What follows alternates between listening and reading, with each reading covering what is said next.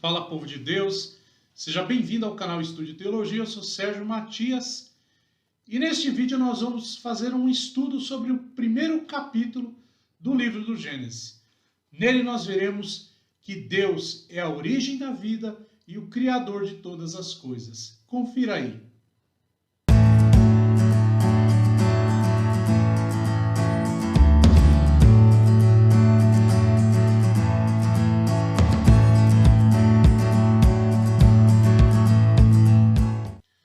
Amados irmãos, ao longo da história, muitas teorias surgiram sobre a criação do universo e sobre o nascimento da raça humana.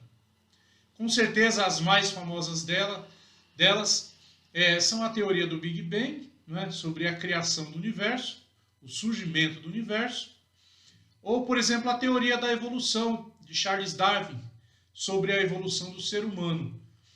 Mas, estudando o primeiro capítulo do livro do Gênesis, nós podemos perceber, que a Bíblia afirma que Deus é a origem da vida e o Criador de todas as coisas.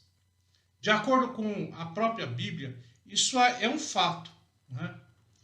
Por exemplo, o Salmo número 8, versículo 3, fazendo referência à criação, diz que os céus e a criação anunciam a glória de Deus. No Novo Testamento, Paulo, escrevendo aos Romanos, no capítulo 1, versículo 20, diz que Deus se revela por meio daquilo que ele criou. Ou ainda, quando nós lemos na carta aos Hebreus, capítulo 11, versículos 3 e seguinte, que essas coisas só podem ser entendidas pela fé. Então, o capítulo 1 do livro do Gênesis, ele é revestido de uma importância grandiosa, porque não só ele faz uma introdução ao livro do Gênesis, mas ele faz uma introdução a toda a escritura sagrada, porque toda a narrativa bíblica se desenvolve por essa verdade absoluta da criação, dos elementos da criação e da ação de Deus sobre todas as coisas. Já no início do livro do Gênesis, no primeiro versículo, o autor sagrado escreve assim: no princípio, Deus criou o céu e a terra.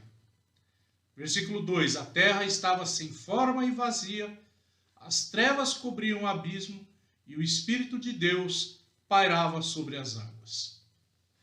Então esses são os dois primeiros versículos da Bíblia Sagrada.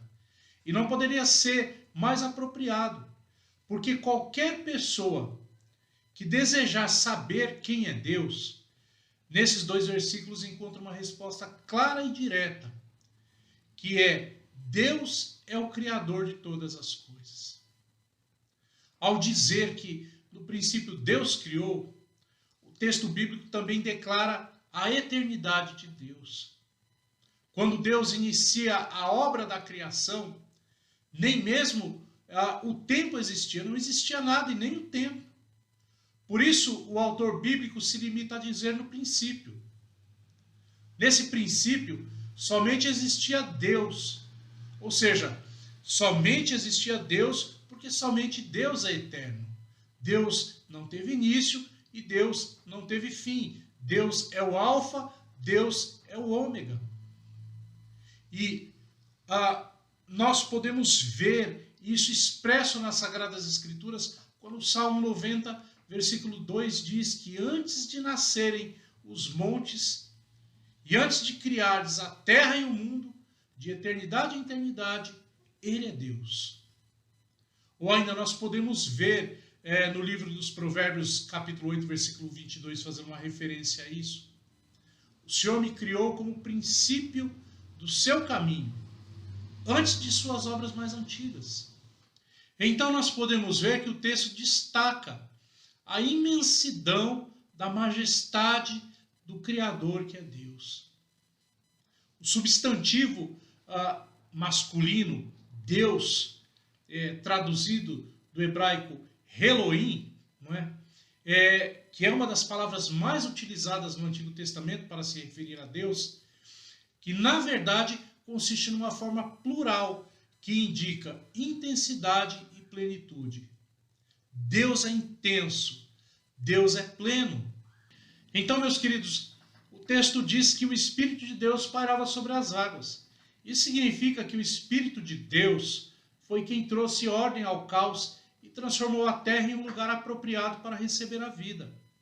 Nesses dois versículos, nós percebemos claramente que a criação foi obra de um Deus que é eterno, mas um Deus que também é trino. E a partir do versículo 3, nós temos uma sequência da ordem dos atos criativos de Deus, que são feitos em duas tríades de dias, ou seja, são 6 dias de criação.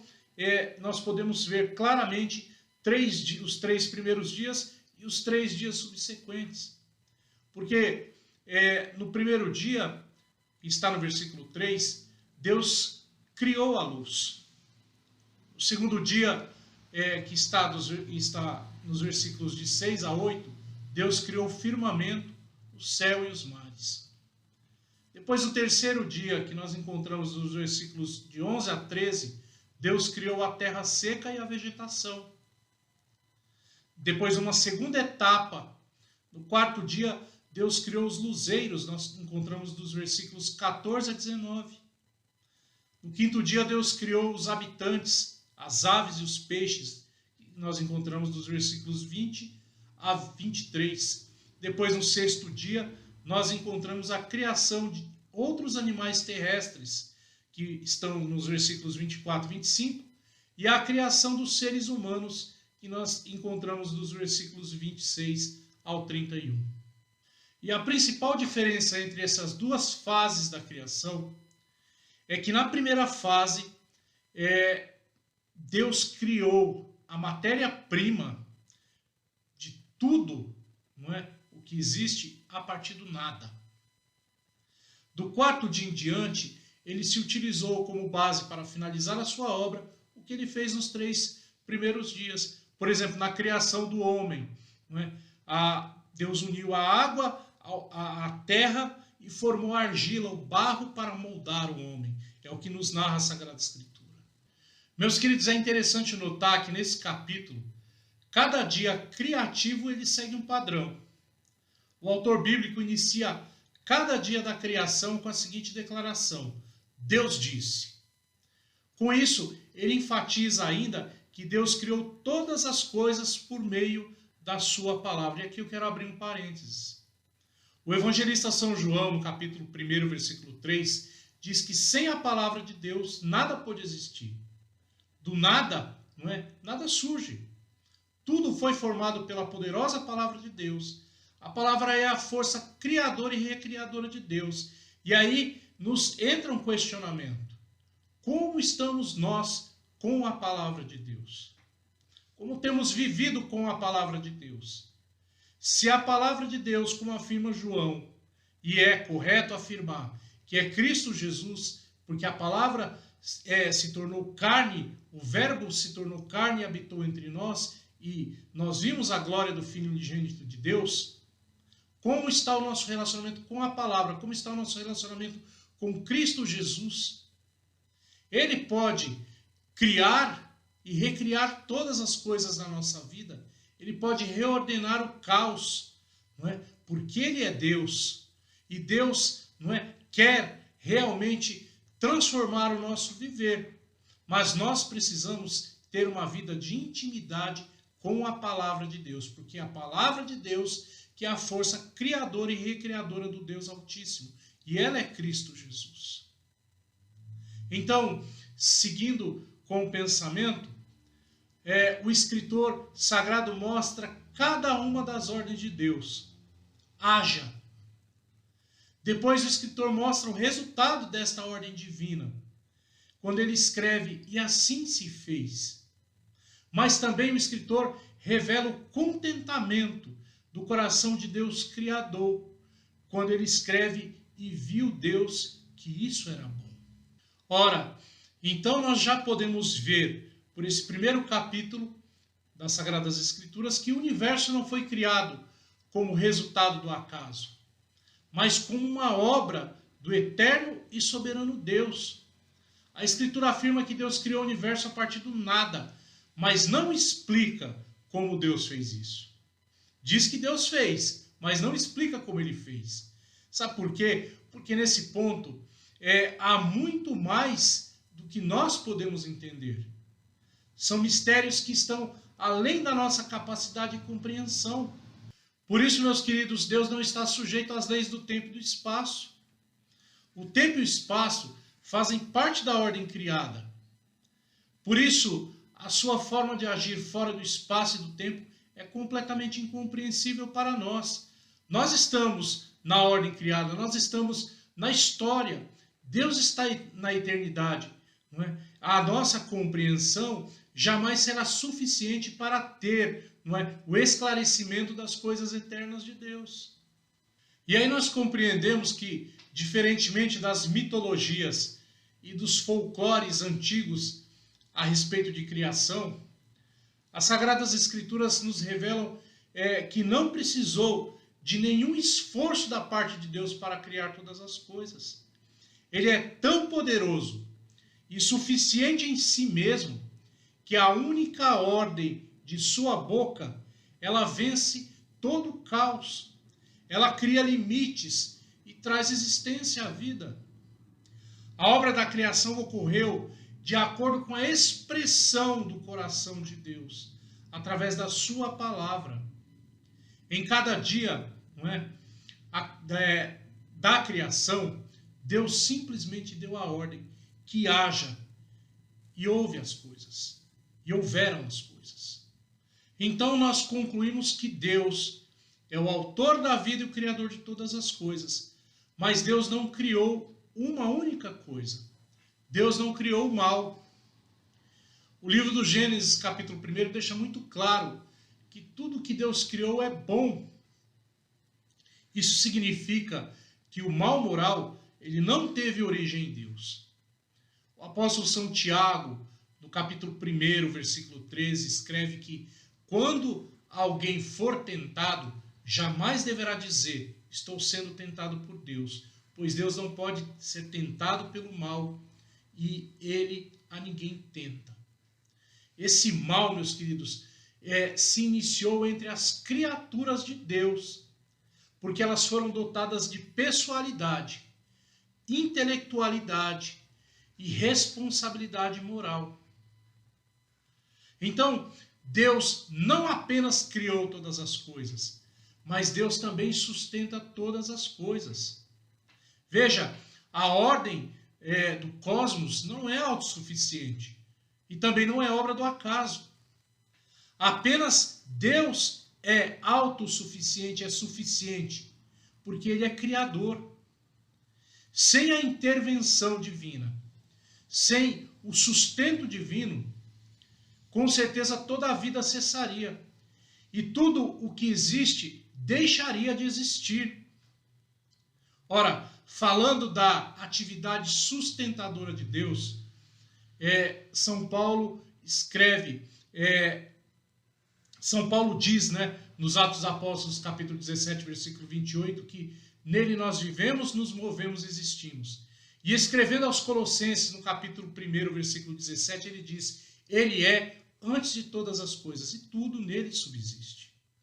Ora, pensemos, a Lua, ela está distante da Terra 384.400 quilômetros. Então nós sabemos que a Lua, ela controla, por exemplo, as marés. Se a Lua estivesse mais próxima da Terra, todas as noites a Terra, ou as partes da superfície terrestre serão inundadas pelas águas dos mares. Mas as coisas se mantêm inabaláveis, como diz o Salmo. A Lua não sai do seu lugar, a Terra não sai do seu lugar, apesar dos movimentos perfeitos de translação e de rotação que acontecem entre si. A Terra está distante do Sol 149.600.000 quilômetros. Olha que número importante e é bom guardar. A Terra tem uma temperatura ideal para a vida. Se estivesse mais próxima, com certeza o calor não nos permitiria viver. Se estivéssemos mais distante, também o frio não nos permitiria viver. Mas, apesar do movimento elíptico, há uma perfeição não é? E as estações estão aí para nos comprovar isso. Então, meus queridos, Deus não só criou, como Deus sustenta com o seu poder e a sua graça todas as coisas. E por fim, não é? Este capítulo termina dizendo que, além de ser criador, Deus deve ser adorado por suas criaturas. Suas obras devem ser proclamadas e o seu nome deve ser exaltado. É o que nos recorda também o Salmo 104, versículos de 1 a 6, quando ele diz: bendiga ao Senhor, ó minha alma, ó Senhor meu Deus, tu és tão grandioso, está vestido de majestade e esplendor.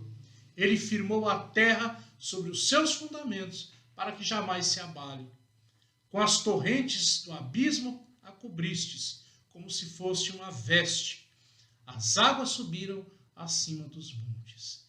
Deus deve ser adorado. Ele é o Criador, Ele é o Autor, Ele é o mantenedor, e nós devemos, como criaturas, adorá-lo por tudo aquilo que Ele é. Amém? Bom, é isso, meus queridos irmãos. Encerramos aqui um pequeno estudo sobre o capítulo 1 do livro do Gênesis. Teremos, não é, uma sequência de estudos desse livro tão maravilhoso, as Sagradas Escrituras. E se você gostou dessa aula, deixe o seu like. Se você ainda não é inscrito, inscreva-se em nosso canal e clique no sininho para ativar as notificações. E todas as vezes que nós postarmos material novo em nosso canal, você será notificado. Espalhe essa notícia, divulgue esse canal para os seus amigos, estude junto conosco, reflita a palavra de Deus junto conosco, tá bom? Deus te abençoe, em nome de Jesus, e nós nos encontramos em breve. Tchau!